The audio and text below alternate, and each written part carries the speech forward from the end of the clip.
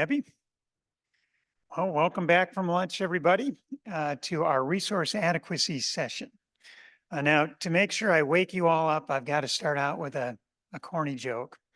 Okay, so you've got an optimization expert, an engineer, and a statistician. They're all friends. They're going outside on a nice day like today, and they're going to shoot a water cannon just for the fun of it. And they're going to try to hit a target that's 400 feet away. And the optimization expert says, "This is easy. I can do this." You know, he goes and does his calculations and comes up with the optimal angle for the cannon, shoots it off 100 feet short. The engineer says, "Hey, you forgot to take into account imperfections and error in your design. Let me show you how to do it." She does her calculations. She makes her attempt. It goes 100 feet long, 100 feet short, 100 feet long. Statistician goes, "We did it. Success." Okay, that was stupid. But let's talk about what's not dumb. It's going to be very insightful, and that's going to be our panel today. So what we've got today are 5 15-minute presentations. I'll very briefly introduce Julie Jen from ERCOT. It's going to be talking about the resource adequacy study that was done for ERCOT. John Cook from Salt River Project. One of my colleagues is going to talk about climate change implications for resource adequacy in the U.S. Desert Southwest.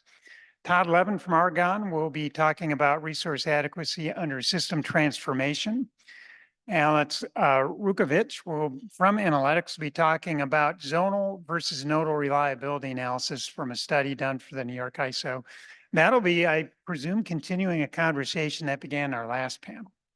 And then we're very fortunate to have Max Muller from Germany has come over to our meeting from TransnetBW. He's going to be talking about cause evaluation of load loss hours using a Monte-Carlo technique. So those are our 5 presentations. They're each slated for 15 minutes.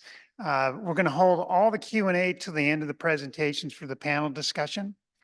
And I did want to point out we've got a couple related ESIG resources, a couple reports that have come out recently. This new resource adequacy criteria for the energy transition report, and then redefining resource adequacy for modern power systems. So 2024, 2021, I've got the link for the system operation working group up there. But if you go to the ESIG website, look for that working group, you'll find these reports pretty easily. Okay, so got 3 slides. I'm just going to briefly go through. We've got 5 different resource adequacy presentations, and they're going to be using a lot of terms. A lot of those terms are common with common meanings. And so we thought it'd be good just to review some of those to begin with. So loss of load reliability metric definitions, loss of load, LOL. So in the table here, you see that dark blue column has the different metrics and then definition given for each one. And I would call these as kind of a common definition. Some people may use them a little bit differently. You may even see that during the presentations, but these are going to be pretty close. You've got the loss of load expectation, which is the expected number of days with a loss of load event. You've got loss of load hours, LOLH, expected number of hours with a loss of load event. You've got loss of load events, the LOLEV. So that's the expected number of loss of load events. And you can have one event that is greater than a day, or you can have more than one event per day in this case. Expected unserved energy, EUE. So that's the amount of energy, typically in megawatt hours, not served during a loss of load event. So this adds a magnitude to the loss of load event. And I've also got NEUE up there, which is the EUE normalized by the total annual energy. Our next one is the loss of load probability. So it's the probability of a loss of load event will occur during a given period. And then finally on the bottom there is the effective load carrying capability, the ELCC. And that's the amount of additional load, typically in megawatts, that can be reliably served by an incremental addition in a given resource. I'll show you a little bit more about that in just a second here. But first I want to show you these 4 examples. These are out of the first of those 2 ESIG reports that I showed earlier, and they do kind of a nice job representing how these metrics are basically determined. So each one of these 4 plots are similar. It's megawatts on the vertical axis, hours on the horizontal axis. And you could basically look at that plot as being a day or part of a day. And each one of those blue blocks you see in any of these represent 1 hour, 1 megawatt that is not served for 1 hour. So that's a loss of load event. Each one of those blue blocks represent a loss of load. So if we look at this first one that's labeled A in the upper left, you see you've got 4 hours in a row where you have a loss of load event, and the magnitude, the number of blocks in each one of those varies. So as far as the LOLEV, the loss of load events, that's one event. In terms of the loss of load hours, the LOLH, that's 4 hours. So that would be an LOLH of 4. And the equivalent unserved energy is 12. So if you count up the number of blocks, then you get 12. So that'd be the amount of energy in megawatt hours. Okay, so there's our first one. If you drop down just below that to graph B, you see you've got 4 hours, each with 1 block. So you've got 1 event, similar to up above, you have 1 event. The loss of load hours is identical for that plot in B compared to A. So they look the same from loss of load hours, but the magnitude is different. So the unserved energy, the EUE, is 4 in this case, where it was 12 in the one up above. So you get the magnitude in there. If we go to C in the upper right-hand corner, you can see now we've got 3 different hours with a loss of load event. So the LOLH would be 3. It's 3 different events, and the unserved energy is 6. So there's a total of 6 blocks. And then if you look at D, you've got, again, similar, you've got 6 blocks. So the unserved energy is the same as the one up in C. But you have 1 event now versus 3 events, but you still have 3 hours. LOLE, or excuse me, H is 3, same as above. So the point here is that these are all different metrics that are some way indicating something about our loss of load, what we're experiencing in terms of lack of resource adequacy in this case. The loss of load expectation, the LOLE in this case for all 4 of these is just going to be 1, because each of these occur on 1 day. So each one of these days represents a case where you had a loss of load. So they all tell you something different. We like to look at all these together frequently when we have studies, because they all tell us a little bit of a different story. So you're going to see all these in the upcoming presentations. The last thing I'm going to show you is this effective load carrying capability, the ELCC. If we look at this plot on the left hand, the vertical axis, you've got the loss of load expectation in days per year. And on the horizontal axis, you've got the perfect capacity, PCAP. And so for this particular example, for this utility, there's a perfect capacity. If you look at 0.1, kind of in the middle of this, for that particular system, which corresponds to a certain set of loads over the year, a certain set of generators, transmission interconnections, and you determine the loss of load expectation, then you get 0.1 in this case, so 1 day in 10 years. And that's where we start. That's kind of the system as it is. Now, as you add resources to the system, as you go from 1 to 2, you see that vertical line. Let's say we're adding renewable resources in this case. You add some resources and the loss of load expectation goes down because you've got more resources online now. Same load, more resources, your loss of load expectation drops. And so what you do now is you start backing out the capacity until this perfect capacity, this idea, this hypothetically perfect capacity, you just start backing it out until you get to that loss of load expectation where it's back at wherever you want to start, 0.1 in this case, the 1 day in 10 years. The difference in that capacity between 1 and 3 is going to be the amount of capacity that resource you added can support. And that's the idea of when we're determining an effective load carrying capability. If you do an incremental addition of some resource, what capacity can it support? That's what the LCC is. Okay, so we're going to see all of that stuff and throughout these presentations, and very pleased to be able to offer Julie Jin our first shot talking about the ERCOT reliability study. Thanks, Tom. Does this work? Test. Yep. Okay. Good afternoon, everyone. I'm Julie Jin with ERCOT. I'm the supervisor of the modeling and analysis team in resource adequacy. My team does the resource adequacy studies for ERCOT.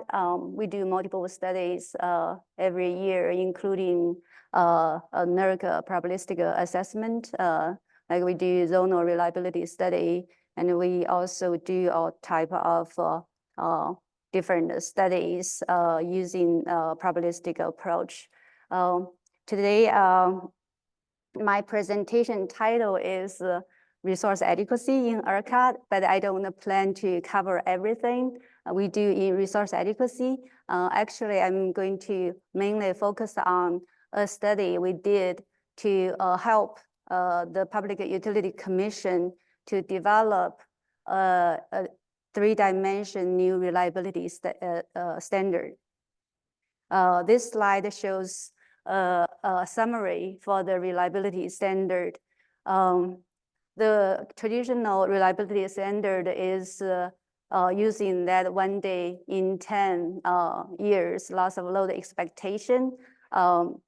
After the winter storm Uri, people realized that this standard doesn't include any limits for the size of the event. That's the main reason we needed to we think we needed to develop a new reliability standard.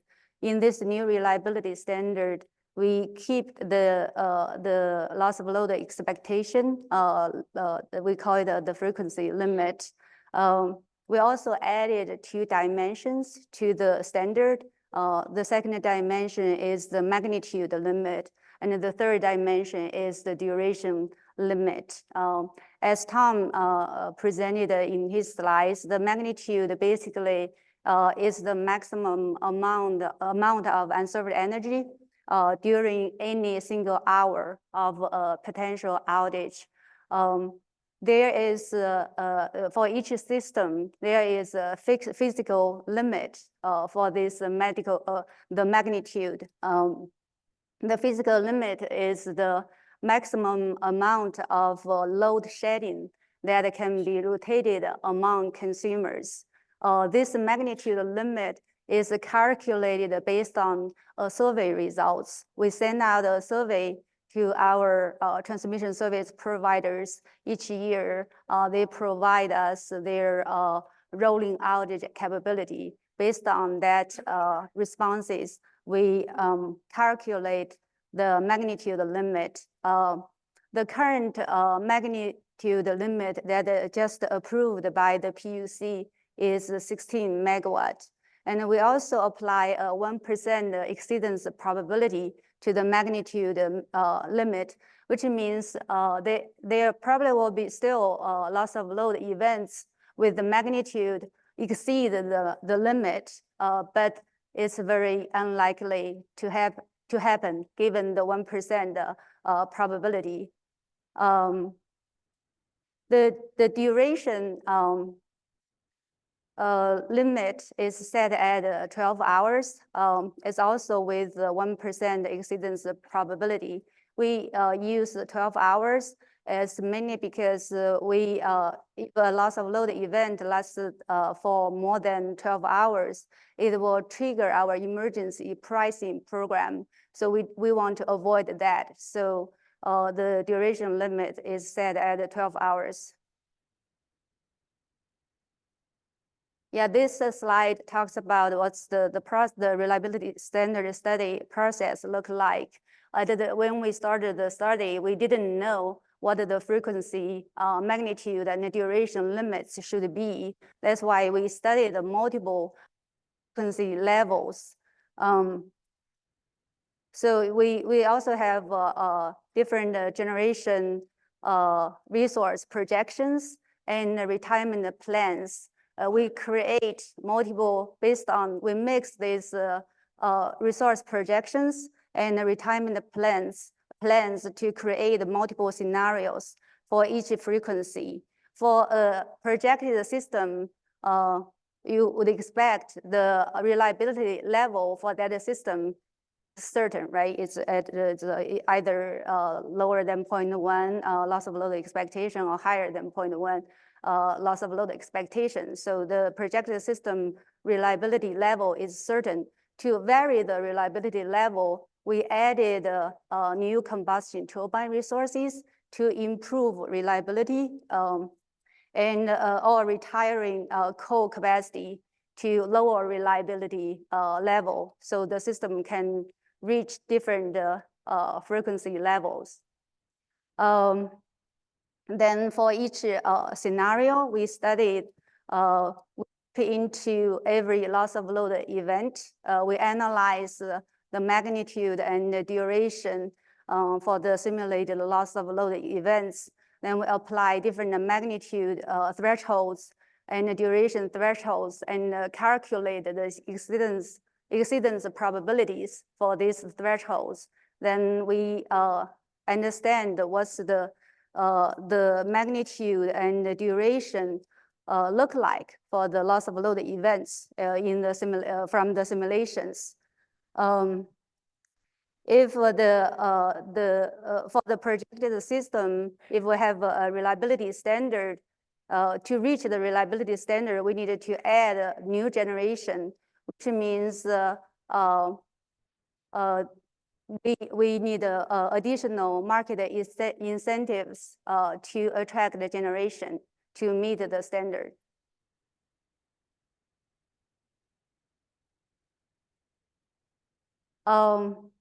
Here are some modeling details. We studied a base case and for sensitivities, and also updated the base case.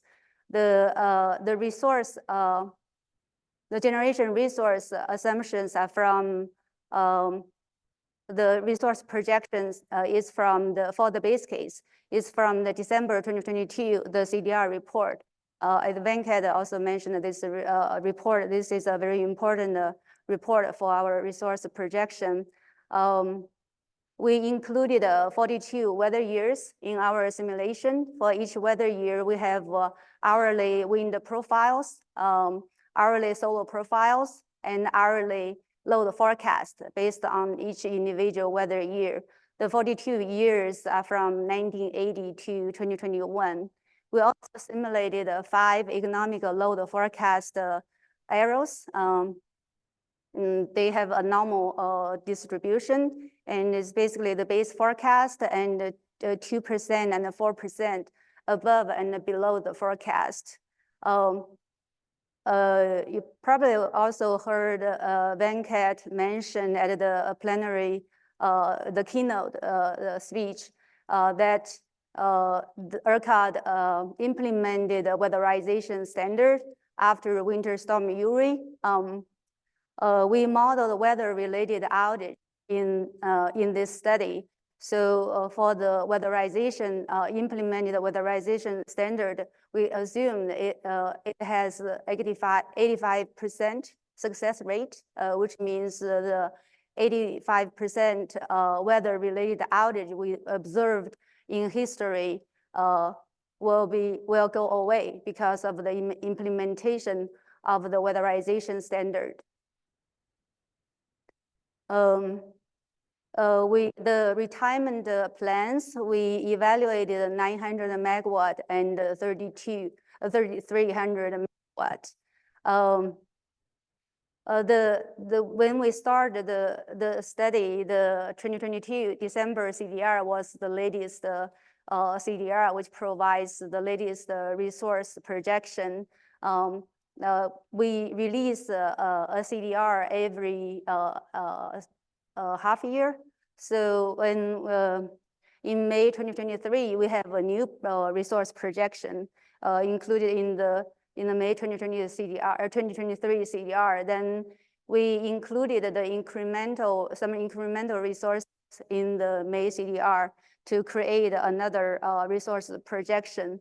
Then we mix these 2 resource projections with the 2 retirement plans. So we create like 4 scenarios for each frequency level we studied. And we also studied the multiple frequency levels from 1 in 5 to 1 in 20. we evaluated the 4 sensitivities. The first sensitivity is to study the sensitivity of including different weather years in the study. We studied the 15 most recent weather year instead of the 42 weather years. The 15 years are from 2007 to 2021. The second sensitivity is the increased inverter-based resource portfolio sensitivity. In this sensitivity, we increase a portfolio of, we add a portfolio of solar, wind, and battery storage generation to improve reliability, while in other scenarios and sensitivities, we add combustion turbine, the new combustion turbine to improve reliability. That's the main difference between this sensitivity and other sensitivities, and also the base case. We also try to study how the success rate of weatherization affect the results. So we studied the 70% success rate and 90% success rate. I needed to go quick here. We also did the updated base case based on new resource projection and new load forecast from the December 2023 CER. I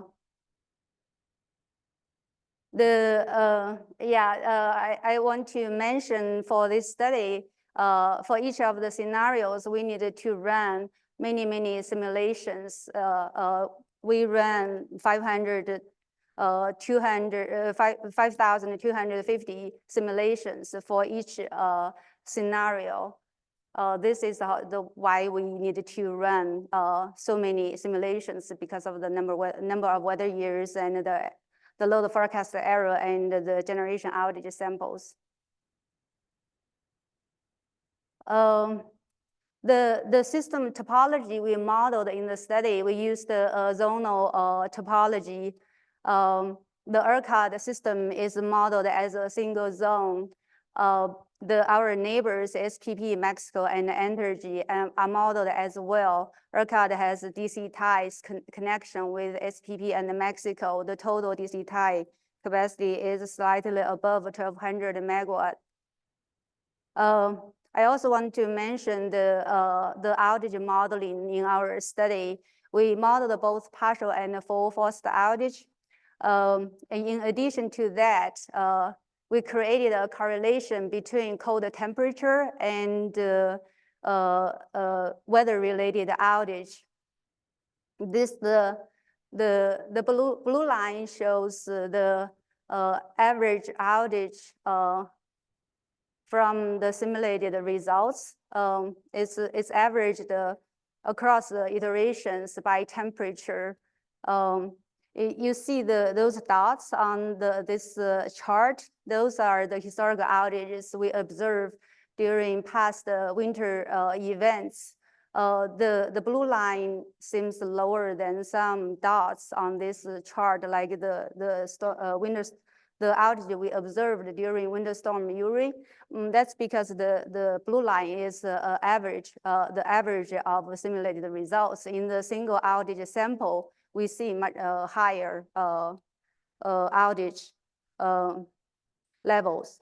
After we apply that 85% success rate, the green line is the new outage level with the weatherization standard.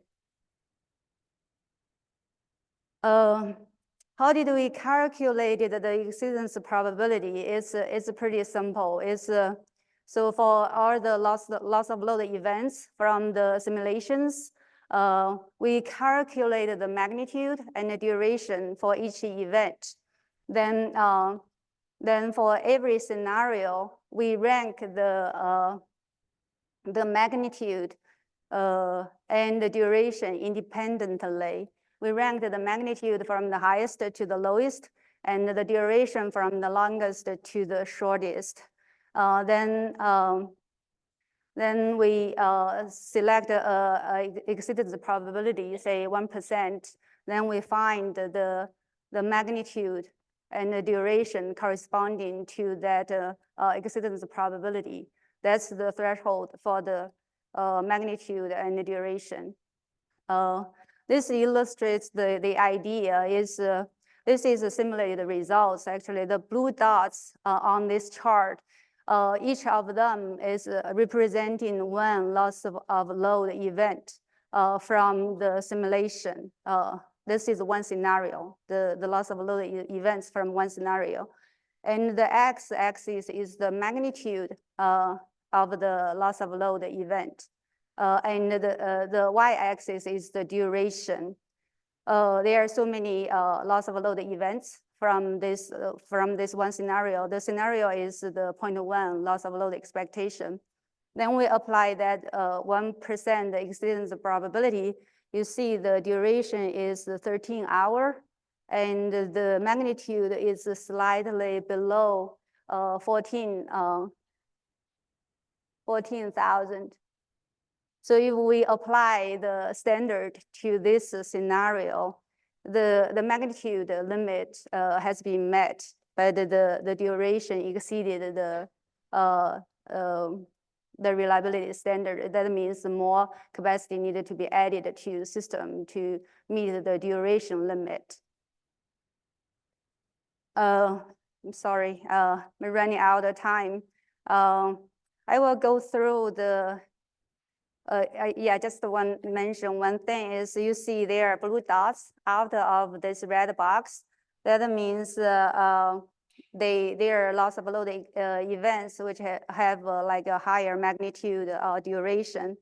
But since they are only like a few dots, they're not very likely. They are very unlikely to happen.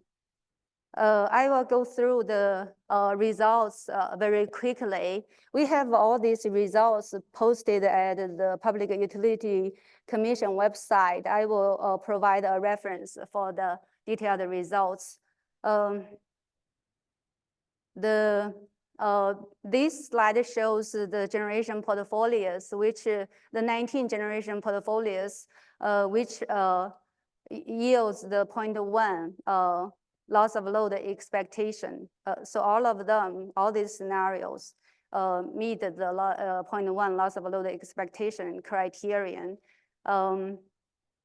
They are like 4 scenarios from each for the base case, and 4 scenarios from the sensitivity, and there are 2 scenarios from one of the IBR, increase the RBR sensitivity.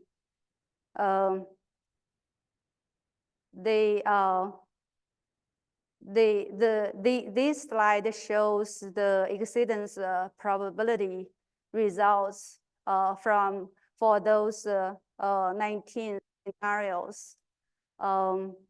We applied the magnitude thresholds 14 gigawatt, 10 gigawatt, and 5 gigawatt. If we look at the 5 gigawatt magnitude threshold, one of the IBR increased the IBR scenario has the highest exceedance probability, and the 15 weather year, one of the 15 weather year scenario has the lowest exceedance probability, and the duration is the same.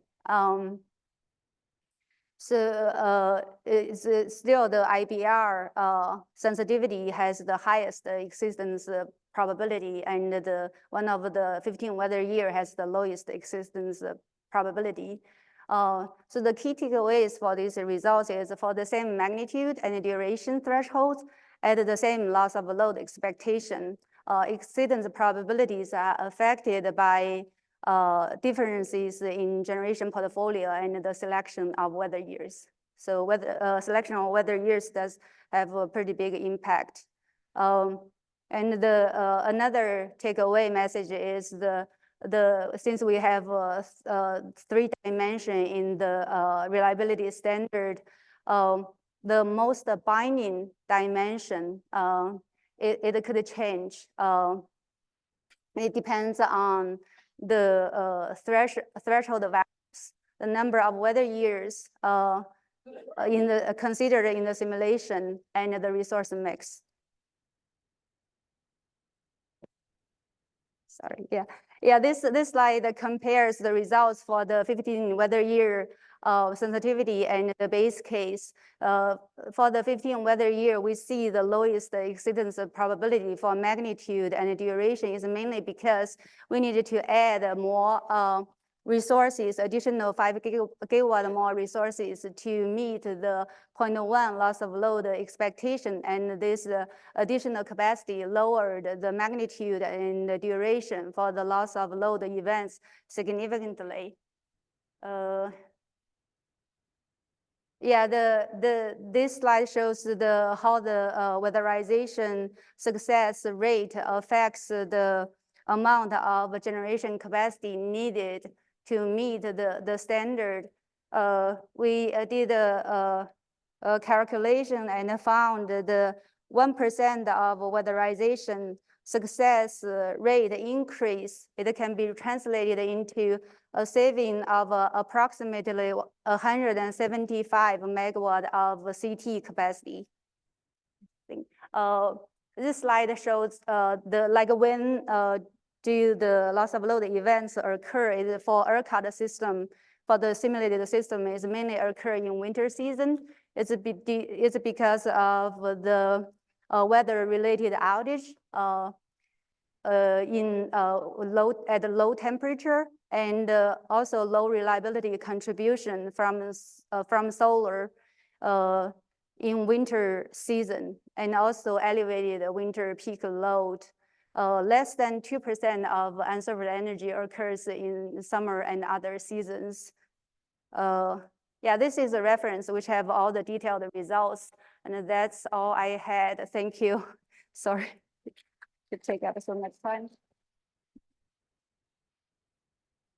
Julie? And Julie talked about a number of weather years, and I think we're going to hear even more about that from John.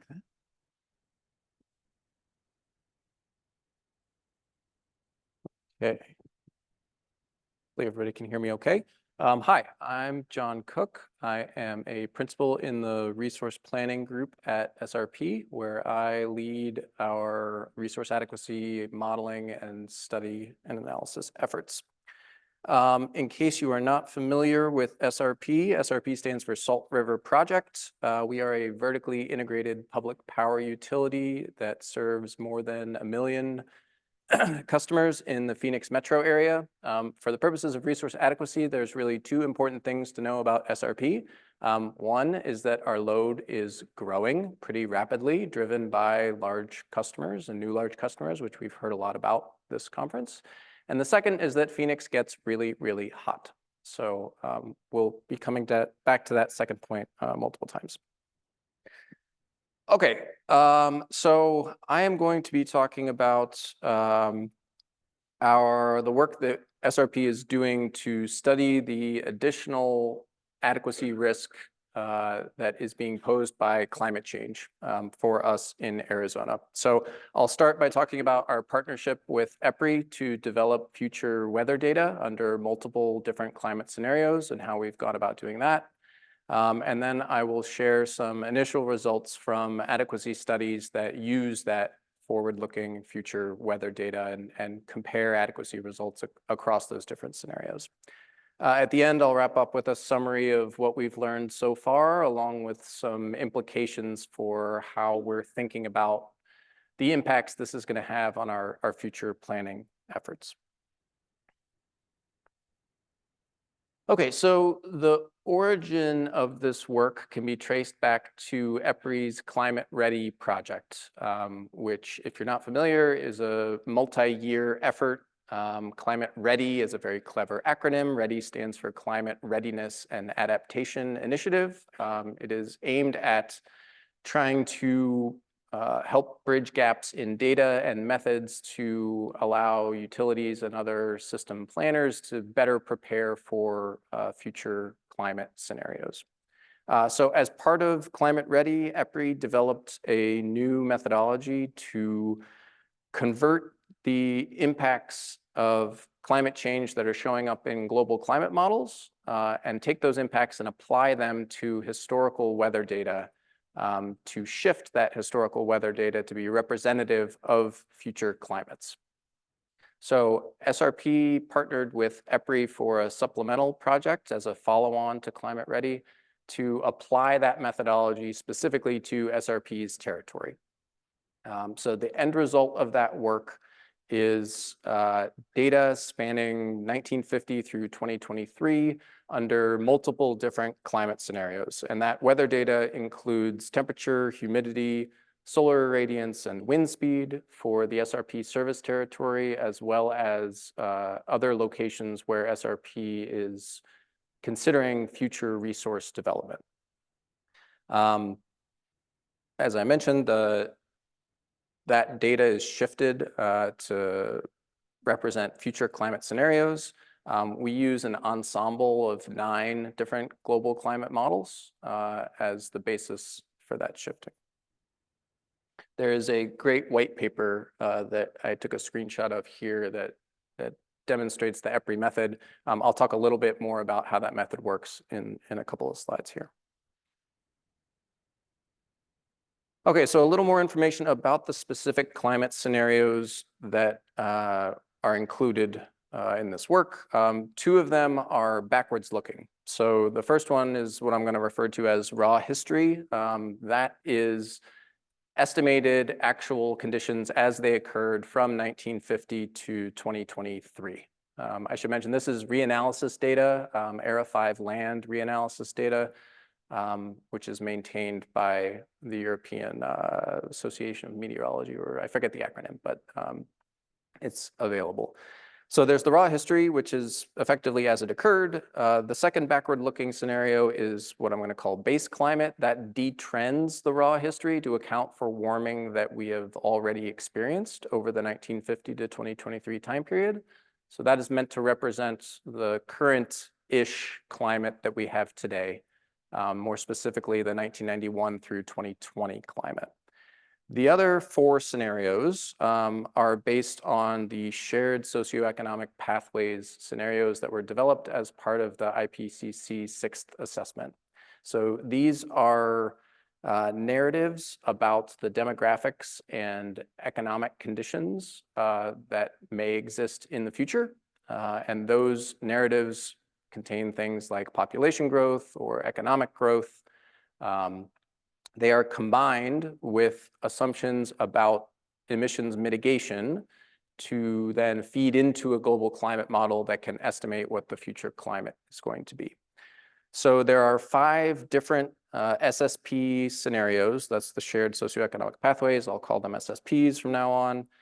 We're including 4 of them, SSPs 1, 2, 3, and 5.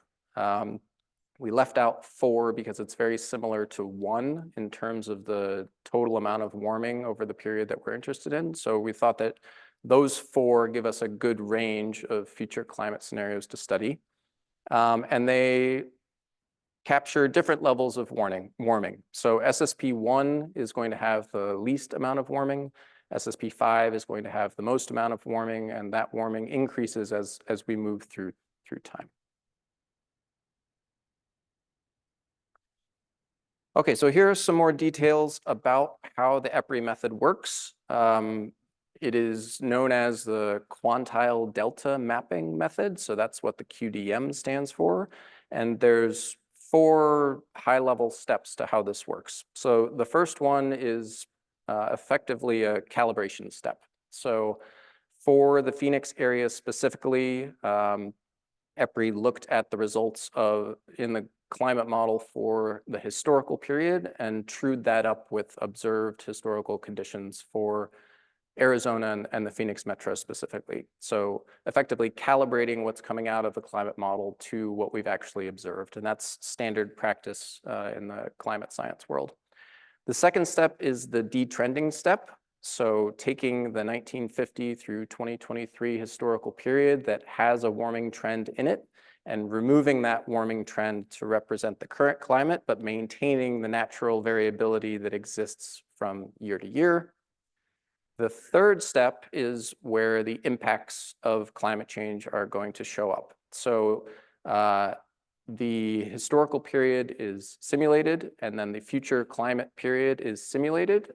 And we compare, or EPRI compared the distributions of temperature in both of those simulations and effectively calculated how those distributions shift. And importantly, this is done for each month, and it's also done for 20 different quantiles along the distribution. So you can have different impacts in different parts of the distribution depending on how big that delta is coming out of the global climate model. And then the last step is to take those deltas for each specific month and each specific quantile within each month and apply those impacts to the historical data. And that's the shifting that is going to shift that historical record to become representative of the future climate. So to show you what that looks like, here is a sample week in August, one for 2035 on the left, and that same week for 2050 on the right. You can see the dashed black line is the detrended sort of current climate data. And then the colored lines represent the future SSP scenarios, those future climate scenarios. And so you can see the shifting of the historical data in terms of the increases in temperature throughout the days and for this particular week. To step back at a slightly higher level here, we're showing the full monthly distributions for temperature across all 5 scenarios that we have. Well, we have 6 across the 4 SSPs and the detrended scenario. So again, you can see the shifting of the whole distribution here, both at the low ends of the distribution, as well as the middle of the distribution, and then also at the very high end of the distribution. So in Phoenix and in Arizona, the expectation is that we're going to see warming across the entire year, so both in the winter and in the summer. Speaking of the summer, we're very interested in the top end of that distribution. So most of SRP's adequacy risk is concentrated in the summer on very, very hot days. So we want to make sure that this method is accurately reflecting what's happening in the climate models at that top end of the distribution. So what we're showing here is a comparison between EPRI's QDM method, the method we're using in our analysis here, next to the native output from the climate models themselves. So these are counts of hot days, and a hot day here is defined as anything above the 95th percentile in the base climate data set. So that translates to about 113 degrees. So we're counting the number of days per year with a temperature above 113 degrees. You can see a couple of things. First, you can see the increase in the number of days as we move across the different climate scenarios. That impact is greater as we get to 2050 relative to 2035. You can also see that the QDM method in terms of the distribution of these days lines up pretty well with what's coming out of the global climate models directly. The QDM distribution is a little bit tighter than the native climate models, and that's a result of the fact that we're using the ensemble of 9 different models, whereas the climate distribution, or the native distribution, has those 9 models individually and separately, so you get a slightly wider range. But overall, pretty good alignment between the historical shifting and the raw results that are coming out of the climate model. Okay, so with all of that weather data in hand, we need to be able to model all of the weather-sensitive parts of the system to be able to understand how that's going to translate into adequacy risk. So the biggest of those is obviously load. SRP uses a disaggregated approach to load forecasting, where we split our total retail load into 3 primary components, model those separate components out into the future, and then recombine them to get back to total retail load. So those 3 components are large customer load, electric vehicle load, and then a sort of third catch-all residential and small medium business load. Each of those three components has different levels of weather sensitivity, and we also expect them to grow at different rates out into the future. So by disaggregating them and modeling them separately, we're going to be able to capture those differences and capture the evolution of the load shape as we move forward in time. The most weather sensitive piece of that load is the residential and small medium business load, air conditioning load you can think of. The least weather sensitive is going to be the large customer load, the new data centers, the new large industrials. So I'm going to step through how these loads change across the scenarios. We're starting here with the raw history, and I'm going to move us through each successive climate scenario. This is for July 2050 as an example. And you can see, I'm going to do this a couple of times. You can see how those load profiles change. We're showing each individual weather year. So each 1950 through 2023 weather year is a separate line on this graph. And that orange line in the middle is the average. So you can see the impact of the climate moving those loads up. The other really important weather sensitive piece of the system is natural gas generating capability. So at very high temperatures, the capability of gas generators declines. So we've developed ambient D-rate curves for each of our gas generators, and those are being applied in the simulations that we're running. Okay, so next slide is going to be results. But before I go there and everyone gets distracted by the results that I'm going to put up, a few notes about general model things and what we're running here. So SRP uses SERVM as our resource adequacy tool. So everything is going to be showing results that come out of SERVM. We are modeling for this study the SRP system as an island, so we don't have any transmission constraints, no neighboring regions, just focused on the SRP zone. We're going to be looking at 2035 and 2050 as study years that we're interested in. And most importantly, the resource portfolio we're going to look at is a generic resource portfolio that is generally consistent with SRP's expectations for what future loads and resources are going to look like, but it's been tuned for research purposes here. So the base portfolio or the resource portfolio is designed to achieve 0.1 LOLE in the base climate. And we're going to hold that resource portfolio constant as we simulate the other climate scenarios. Okay, so here's what it looks like for 2035. The capacity mix is shown up there in the top right. We have some high-level annual metrics in the table here at the top. So standard LOL metrics that were discussed at the outset. You can see there's a noticeable jump from the backwards-looking climate scenarios to the SSP scenarios. SSPs 1 through 3 are clustered pretty closely together in terms of annual metrics for 2035. And then there's another step up for the SSP 5 scenario. Magnitude-wise, in terms of LOLE, we're looking at 4 to 6 times the LOLE as we move across the different climate scenarios.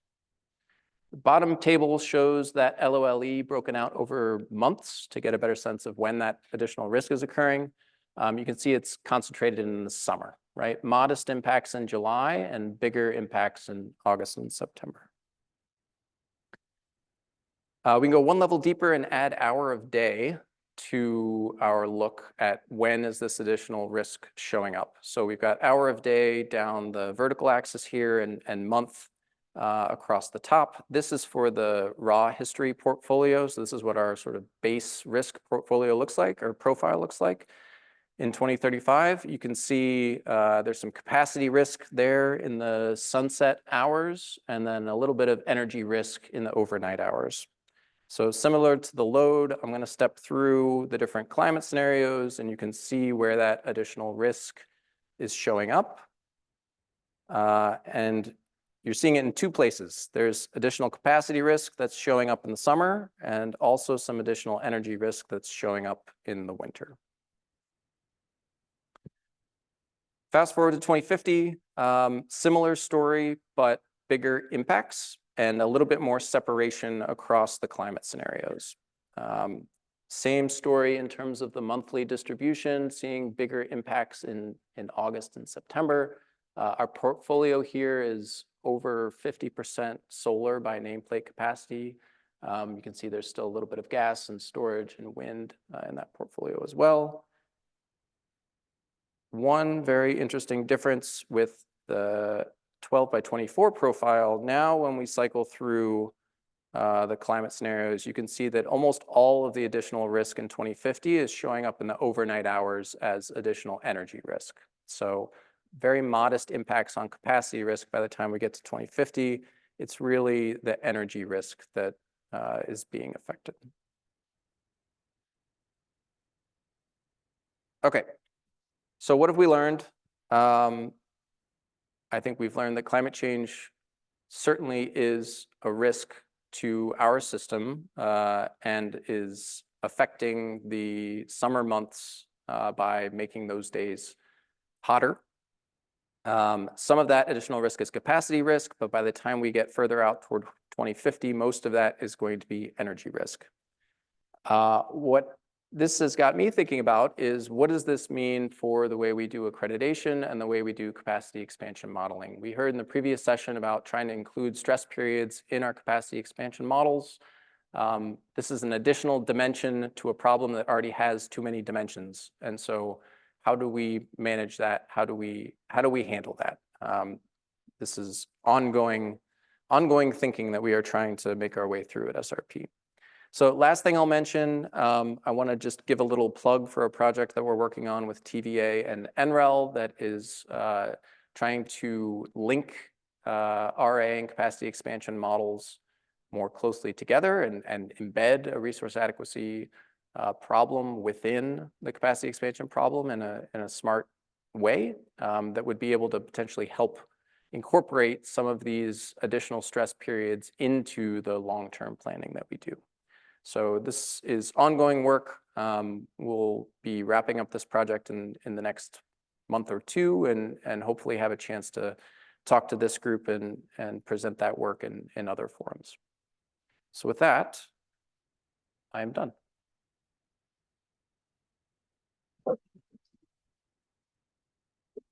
Thank you, John. Our next speaker will be Todd Levin from Argonne National Lab. He's going to be talking about some sensitivities in resource adequacy analysis. How's that? Got it. Okay. Is that coming through all right? Yes, that's good. Oh, yeah. Okay. Oh, all right. Well, thanks, everybody. I'm Todd Levin from Argonne National Lab. I lead the electricity markets team.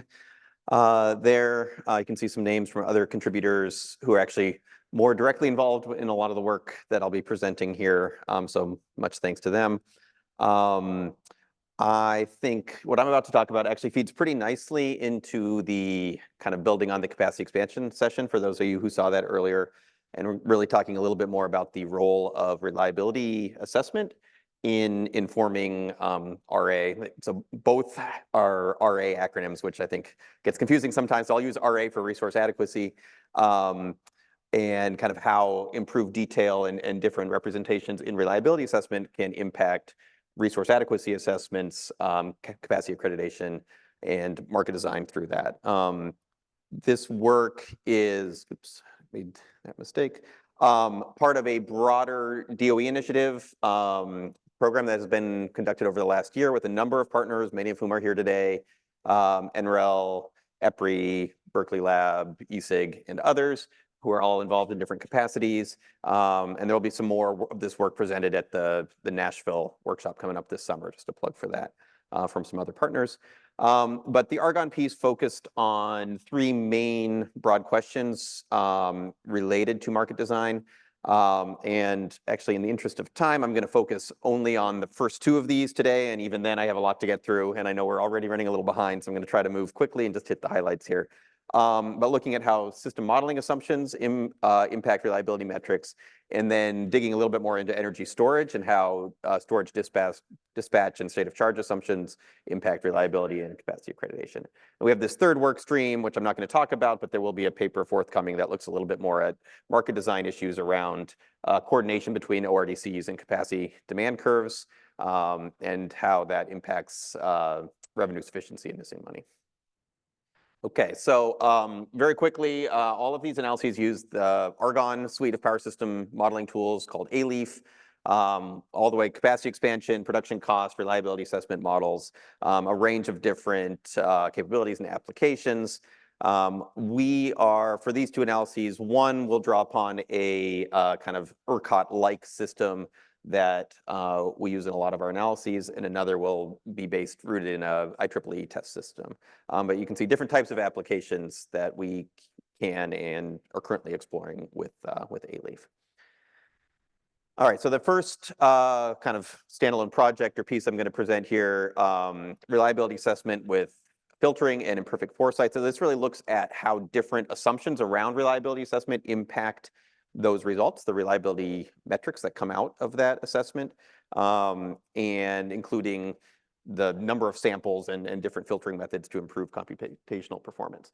So justification, kind of background here, and again, this builds a lot on the earlier talks we've seen in this session and the previous session, but system reliability metrics like EUE, loss load probabilities, are used to assess system, but they're also used to inform market design and inform planning decisions. And so we're interested in that context and how these different metrics actually inform changes in design and investment decisions. And we talked a fair amount in that previous session about different capacity accreditation methods, or maybe just using endogenous reliability assessment in capacity expansion.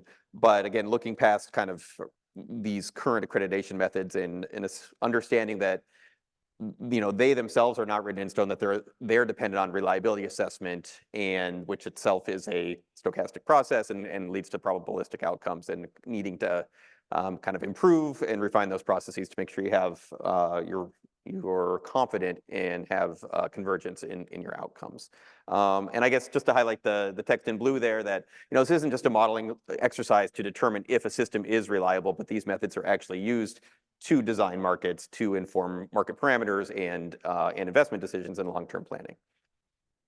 Okay, so we have industry status quo, lots of different models used by different ISOs. I'm just going to focus more on the challenge here, which is to achieve this balance between accuracy and computational tractability, which comes up a lot.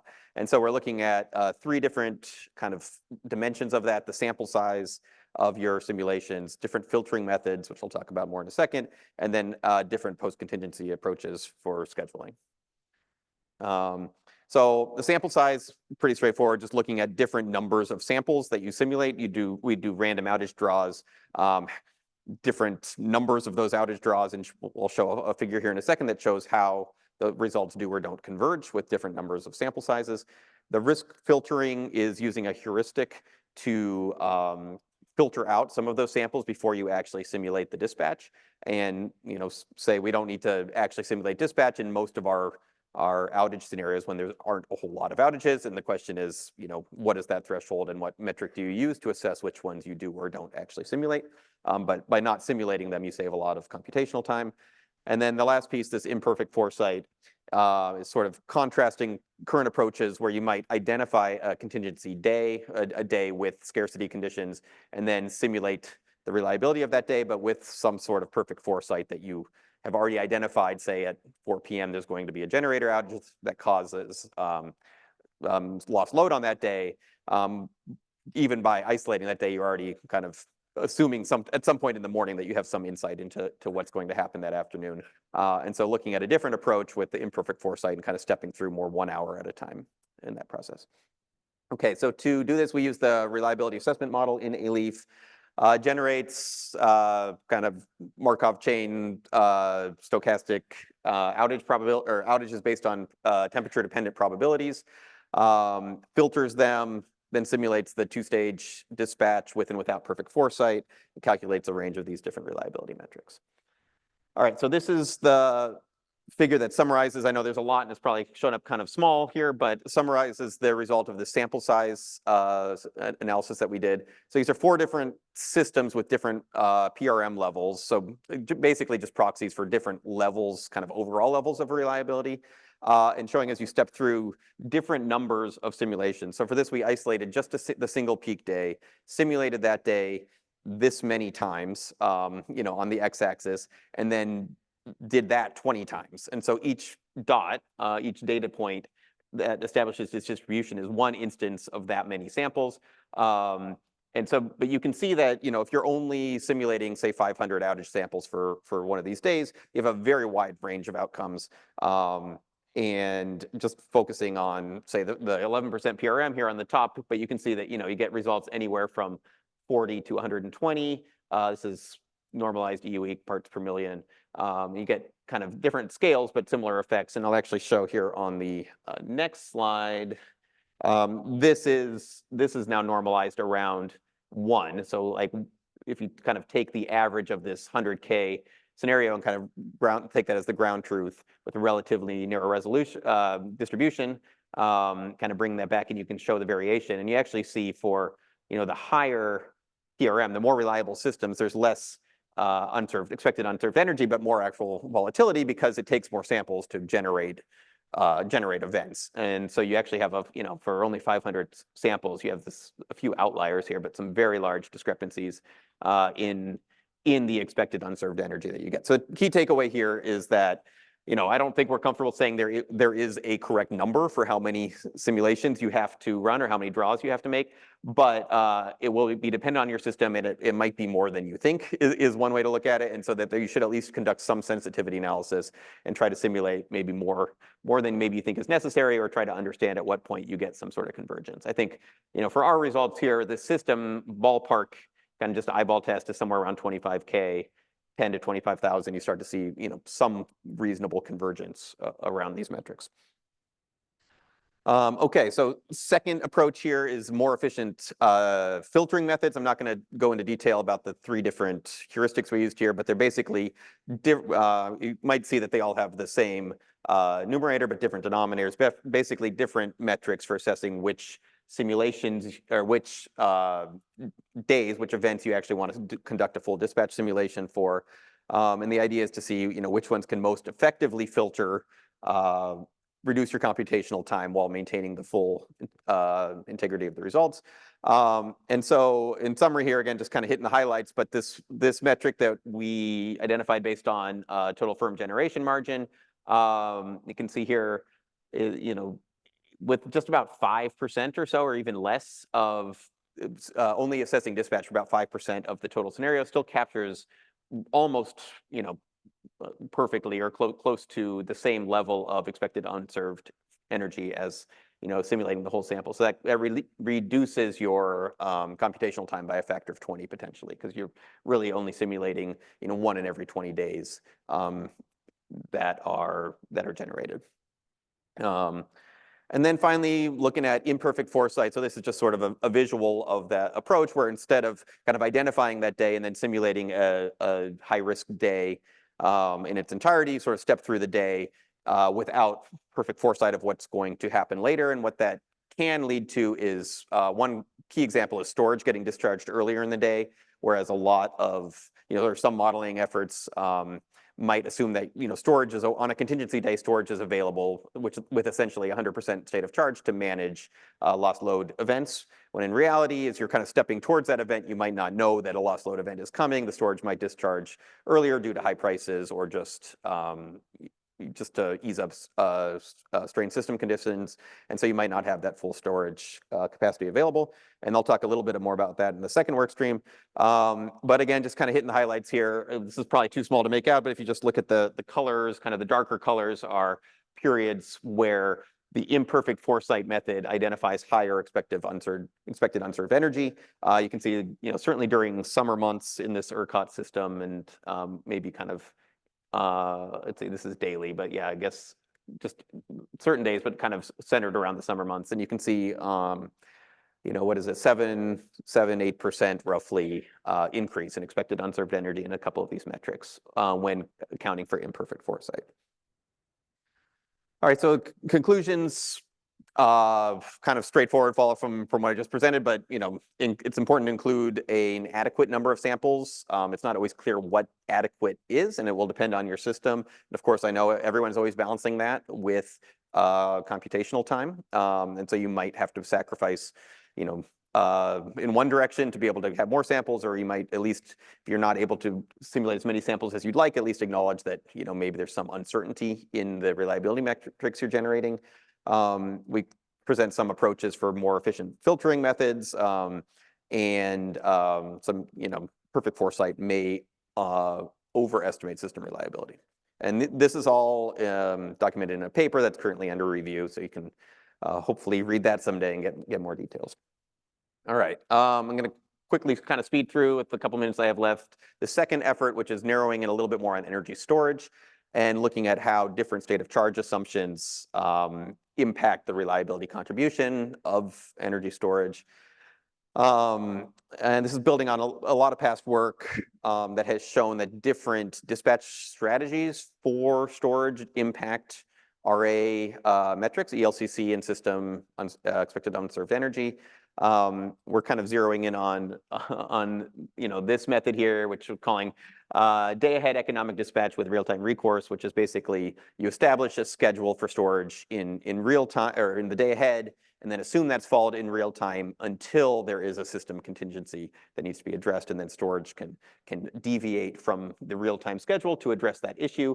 We're taking that a little bit of a step further and kind of just resimulating economic dispatch hourly in real time, which captures some of that potential to discharge earlier in the day before an event actually occurs. And kind of to visualize this, the results I'm showing here are a little bit of a kind of a synthetic approach to that. So right now we're focusing on deviations from anticipated state of charge without necessarily actually simulating the dispatch that gets you there. It's just saying what happens when you get to that event and you have less state of charge than you expected based on the day ahead schedule.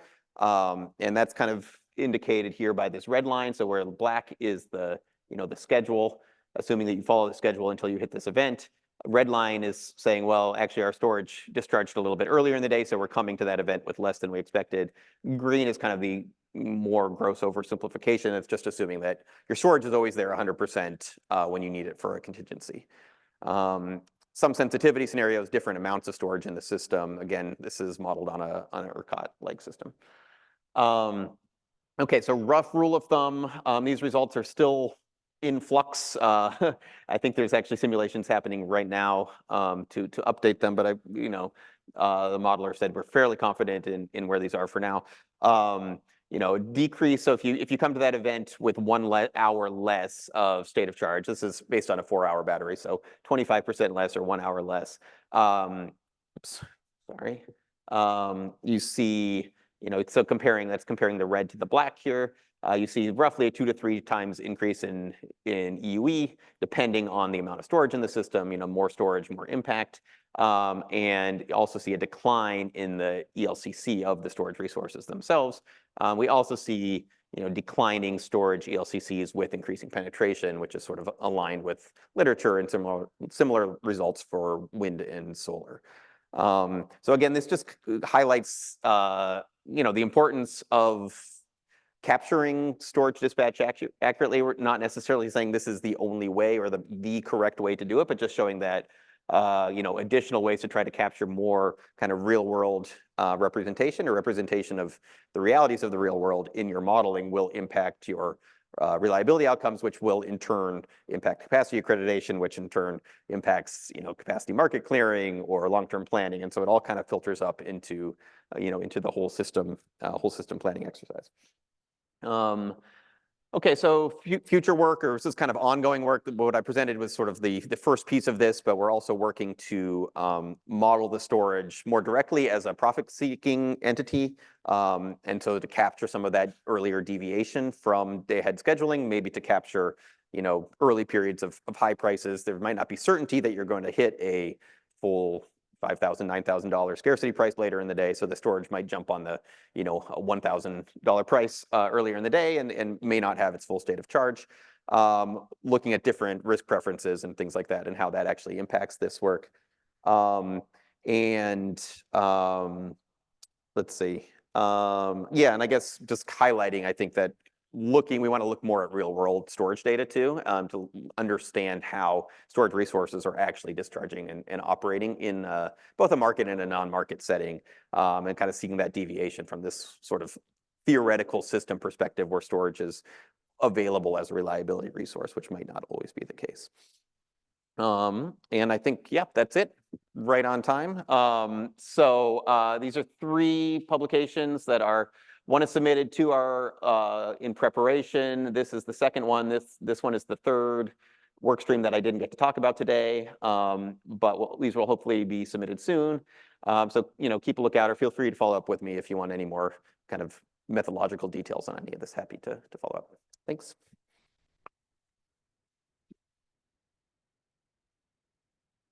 Thank you very much, Todd. So now we've got, in our continuing discussion of evolutions in resource adequacy techniques, we've got Rudkevich, who's going to be talking about zonal versus nodal. So discussion that began earlier, and he'll be talking about it with regards to resource adequacy. Thank you. Can you hear me well? Okay. So a little bit of a history of this presentation. At the previous ESIG meeting in Providence, Celine Yanikara, Russ Philbrick, and myself, we got into a bit of discussions with folks and disagreements on whether the zonal versus nodal resource adequacy matters. I mean, we were very proud that we figured out how to do resource adequacy nodally, and everybody's saying, well, that's great, guys, you're so smart, but who cares? So, and we went after that, we said, well, we got to show them. We got to really run a comparison of a zonal analysis versus nodal analysis. So Celine, you go and do it, and Russ and I are going to supervise. And this is exactly how it happened. So she did 95% of the work, but then on her way from vacation in Turkey, she wasn't able to get here in time.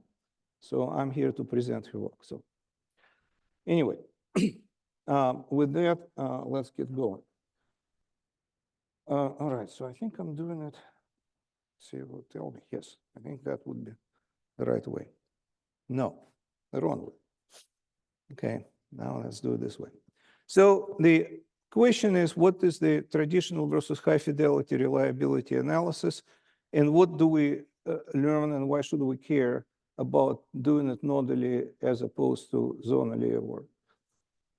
So we decided to choose as a test object of a study nobody asked us. It was just on our own initiative. We chose New York system. First of all, it's an interesting system to look at. There is a lot of transmission constraints inside. We know that. And at the same time, it's very well documented. Long history of them doing it. So we were quite familiar with the studies, and we had the data to do it.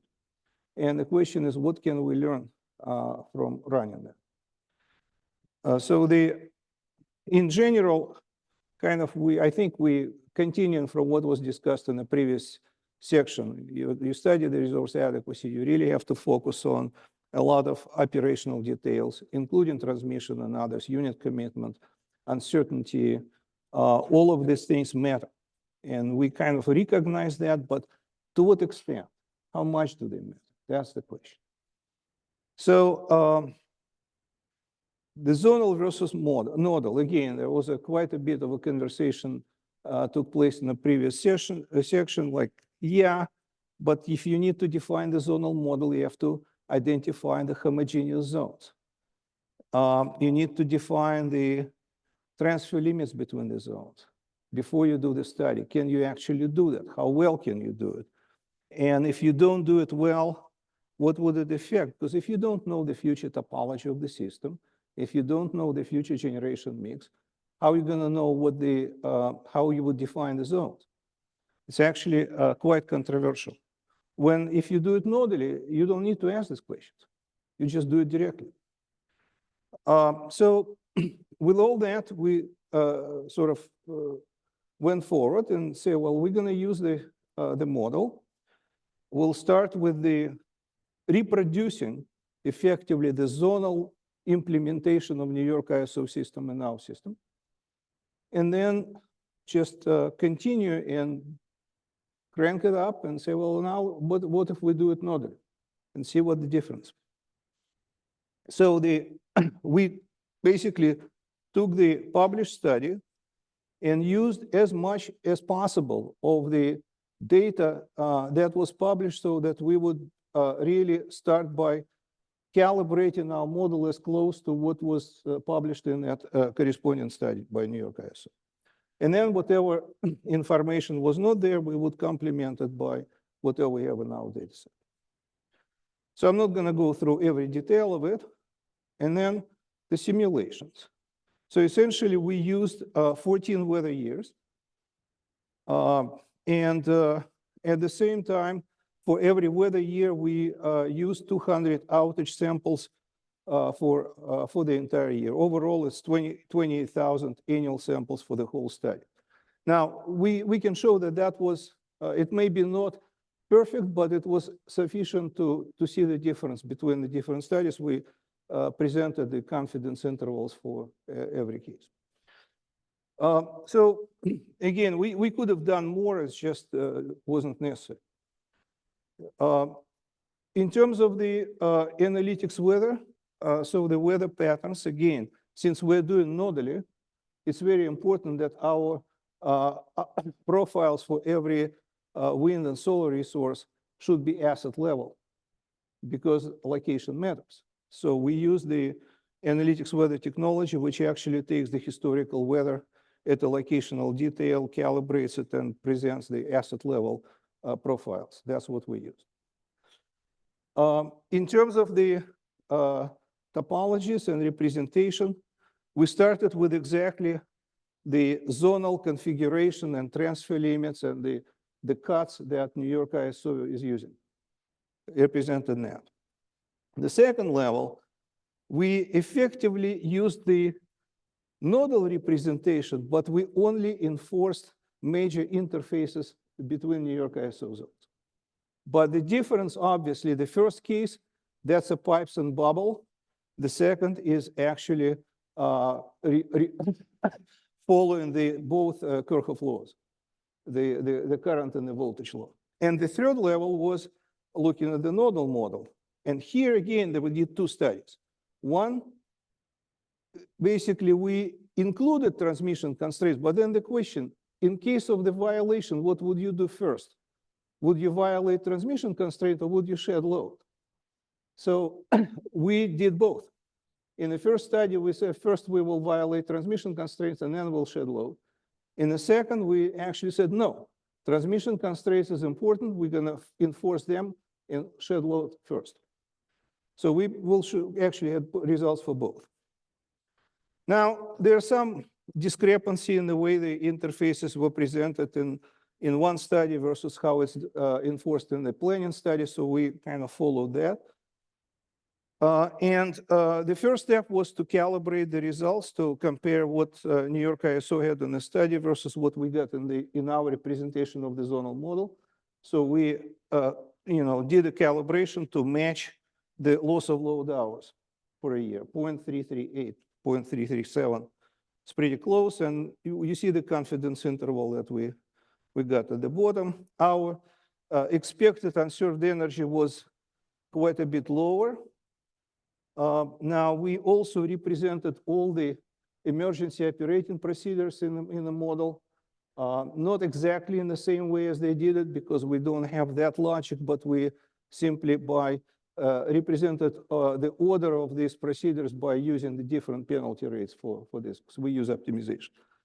The whole operation was completed. We run it on the cloud. It's a parallelized to 0.67 hours to do the whole study, but overall it took, in total, 131 processor hours to complete. Now, that's for the calibration, and then we did the nodal with major interfaces, nodal with the low transmission penalty, and the nodal with high transmission penalty. So the top line shows the comparison of loss of load hours. And you can see just by honoring the physics, the LOLH goes up by a factor of 2.2. If you include transmission constraints with low penalties, it goes up further. But if you enforce transmission constraints fully, it goes up by a factor of about 17. So the difference is actually quite dramatic. Now, it's also very interesting what else matters. So we looked at when things happen, at what level, and not surprisingly, the major problems are in New York City and in Long Island. As one would expect, that's where all the transmission constraints mostly are, and that's what it showed, and it's mostly in the summer period. The same thing actually applies to emergency operating procedures.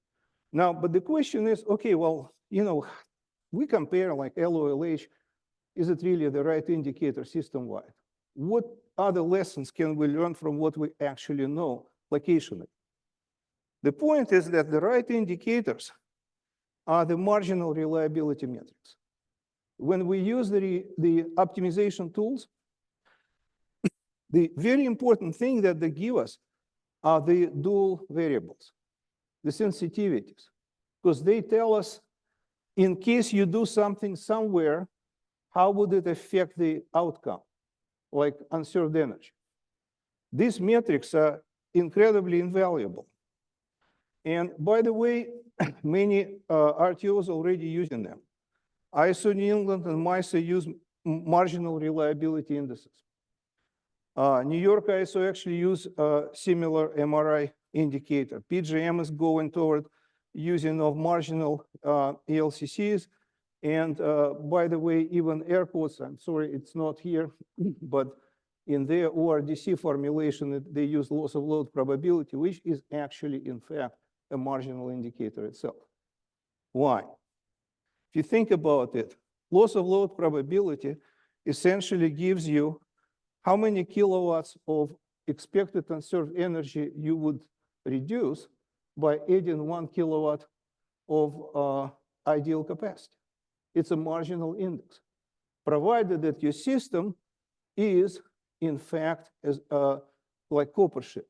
There is no transmission constraints. But it's important because this approach gives you the idea that these marginal indicators, they are location ready. Because if I say, well, if I do something at any given location, what impact would it do to the system in terms of maintaining system reliability? So that allows us to kind of create similar formulation like locational marginal reliability indices and locational marginal unserved hours. So that's effectively the analog to LOLH. And then we can see where this matters.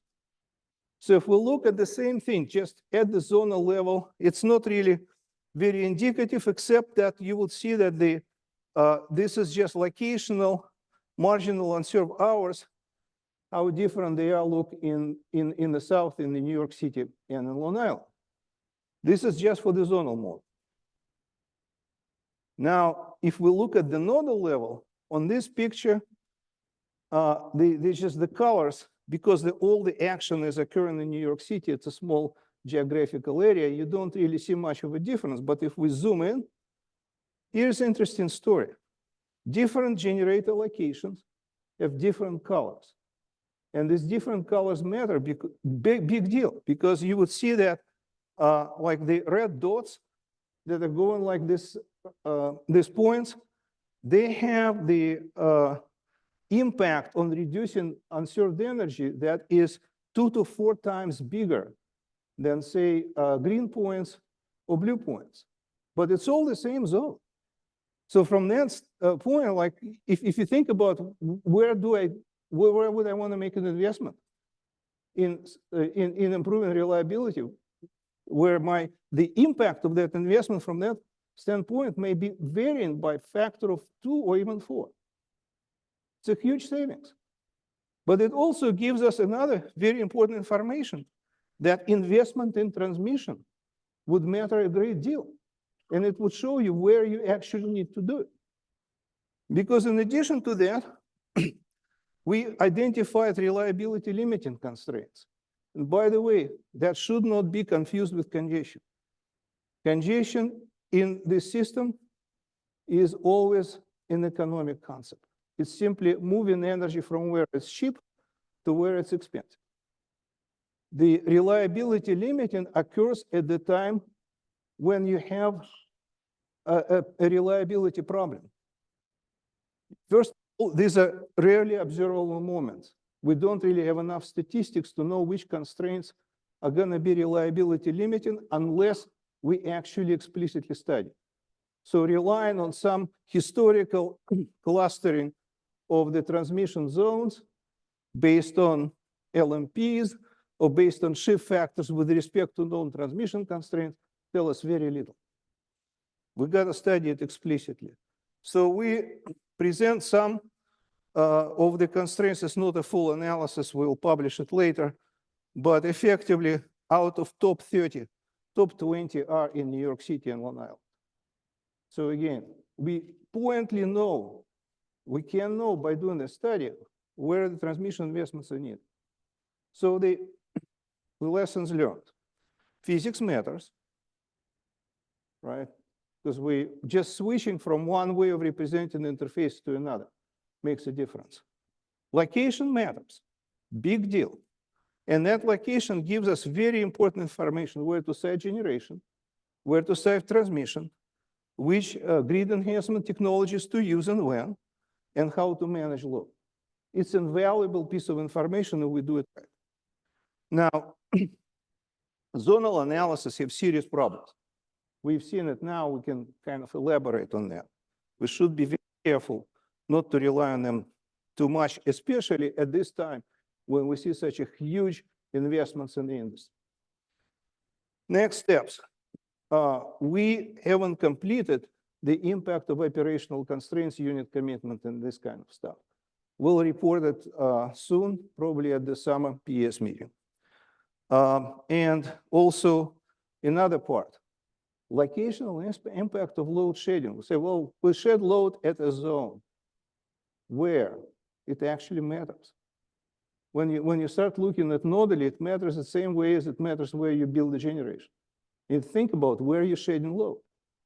When you say, well, we shed it in the zone, and the zone will define somehow by clustering the buses, well, that's great, but is your administrative organization consistent with that?